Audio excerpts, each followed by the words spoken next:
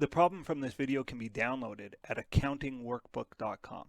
If you go to the website, click the PDF link and you can download a copy of this and all of my problems for yourself. Now, if you check the website and you click on videos, you'll see there are more videos than those I've listed publicly on YouTube. You can see that there's every problem covered in the workbook has either a public video or a members only video. If you'd like access to the members only video, just click the join button beneath the video player on YouTube. All right, let's jump into the problem. Let's take a look at problem 7.2a. This is us doing inventory records using the FIFO, LIFO, and weighted average methods. In this video, we're going to solve it using the FIFO method. So, Aberdeen Automart uses a perpetual inventory system and reports the following transactions for the month of May for one of its products. And there is a list of transactions, beginning inventory and purchase, sale, purchase, purchase, sale. And it says do an inventory record using the FIFO method. Under each of the methods, compute sales, COGS, and gross profit, and do some journal entries. And we're going to do all of that. It says download the template that we're going to use at accountingworkbook.com. So let's just do that. We go to Accounting Workbook. If you Google Accounting Workbook, first hit there, accountingworkbook.com. Under Financial Accounting Videos, this is Mod 7.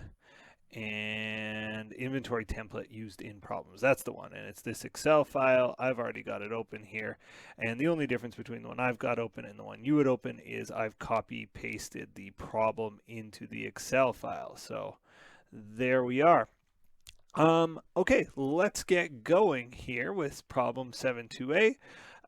Now remember, this template that I've provided, you may or may not get one like this in your class or on the test. It may or may not be provided, but there's not a lot going on here, and it's super useful just to be able to prepare it. So the section on the left is for the date. This section I'm highlighting now is anytime we make a purchase, we fill that in there. This third section is for cost of goods sold. So whenever I make a sale, I'm going to be tracking the cost of goods sold here, not the sales revenue, but the cost of goods sold. And the final column is a running total for inventory. So let's get started with the first relevant date, which is May the 1st. Now, what happened on May the 1st? Did I make a purchase? Nope. Did I make a sale? Nope. But I did have an inventory balance, 20 units that cost $3 a piece. 20 times 3 is $60. Okay, so we're done May the 1st. I'll put an underline underneath it, and we will move on to the next relevant date, which is May the 5th. What happened on May the 5th? I made a purchase. I purchased 5 units at $3.25 a piece. Now again, keep in mind this is all the same type of product that I previously bought for $3. The cost to me has gone up to $3.25. 5 times $3.25 is $16.25. So I didn't sell anything. I have no cost of goods sold. My total here, my running total for inventory, I have to say to myself, okay, I had $20 of inventory. Do I still have $20 of inventory? The answer to that is yes, I still do. So I just bring it down. I'm adding to it $5 or 5 units at $3.25 for $16.25. And now this is the key. I don't attempt to add these. I don't attempt to combine these in any way. I just say, okay, that's what I've got. I've got 20 units that cost me $3, and I got 5 units that cost me $3.25. That's it. May the 13th, I make a sale. What did I sell? I sold 22 units. Now, I have to say, which 22 units did I sell? And the answer is, well, this is FIFO we're doing here. So I sold the first 22 units. What are the first 22 units? Well, I must have sold all of these, and I must have sold, that's 20, I must have sold 2 of the 5, right? So I must have sold 20 units that cost $3 each for 60, and I must have sold 2 that cost $3.25, and that's $6.50. Leaving me, if I had 20, I sold 20, I got none of those left. I had 5, I sold 2, I must have 3 left. 3 at $3.25, and that's $9.75. Next.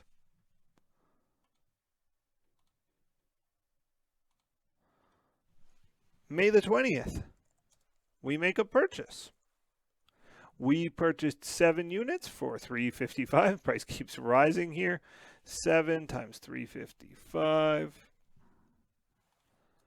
is $24.85. I didn't make any sale on this day, so I had 3 at $3.25 for $9.75. Now I'm adding to it 7 at $3.55 for $24.85.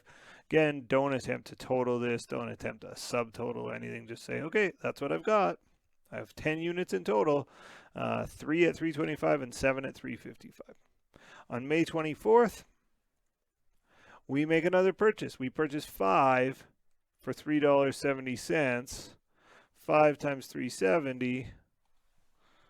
Should be able to do this in my head. $18.50. See if I'm right. Yes, $18.50. I didn't make any sales today, so I had 3 at $3.25 for $9.75. I had 7 at $3.55. So I just bring those down, and I'm adding to it 5 at $3.70 for $18.50. Okay, May 31st, I make another sale. And actually, when we did our first sale, I don't think I spent enough time kind of just explaining it, but we sell 13 units, and we have to say to ourselves, which 13 units did I sell, right? I have 3, 10, 15. Now, the common mistake students make here is they say, oh, 13 units, $10. They go, oh, it's $130 in sales. That's true. That is our sales revenue. 13 times 10, $130 is our sales rev from that day. Just like 22 times 10 equals $220 is our sales rev from that day. But that's not what we're asking for. We're not asking for sales rev. We're asking for cost of goods sold. So the cost of the stuff we sold, well, we need to know which ones we sold. So FIFO says we must have sold the oldest units first. We must have sold these 3, all 3 of them, because we sold 13 in total. We must have sold these 7, and of these 5, well, 3 plus 7 is 10. I must have sold 3 more. I must have sold 13 in total, so 3 plus 7 plus 3 is 13. Those are the goods that I sold.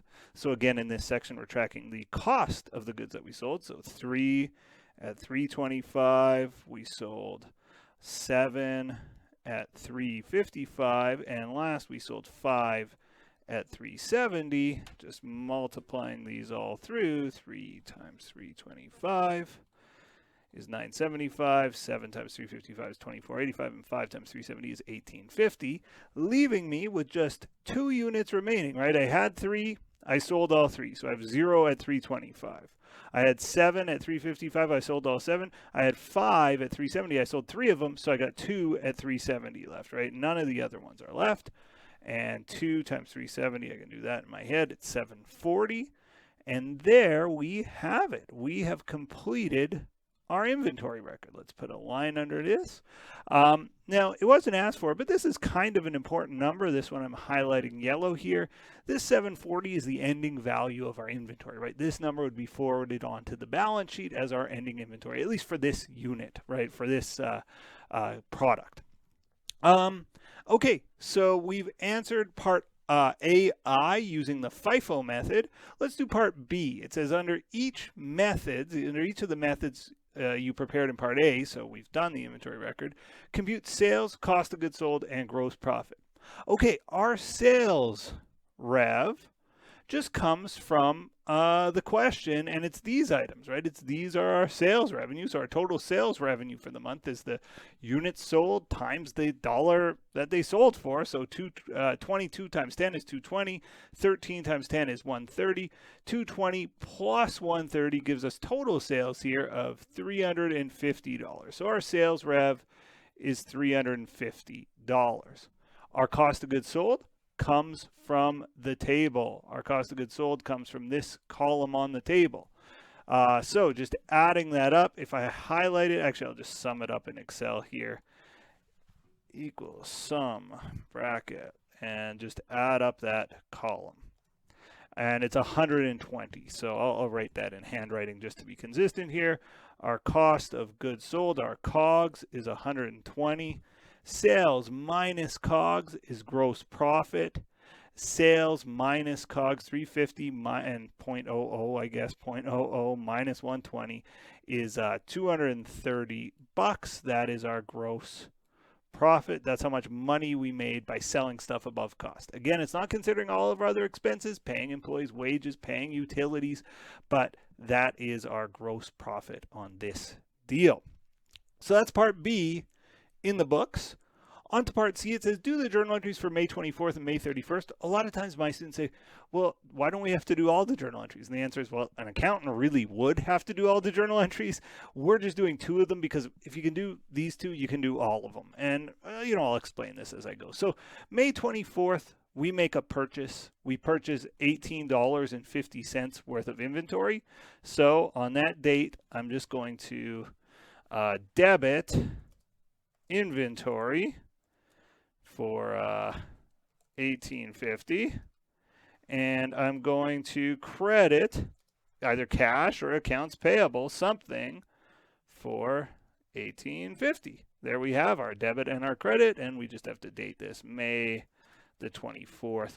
Now, in some theoretical world, if I was asked to do it for May 20th, I would just put in the amount $24.85, right? And it would be the same entry, just a different amount, $24.85 would be the amount. And if I was asked for May 5th, debit inventory, credit AP, or credit cash, $16.25. The more interesting entry we're asked about is May 31st.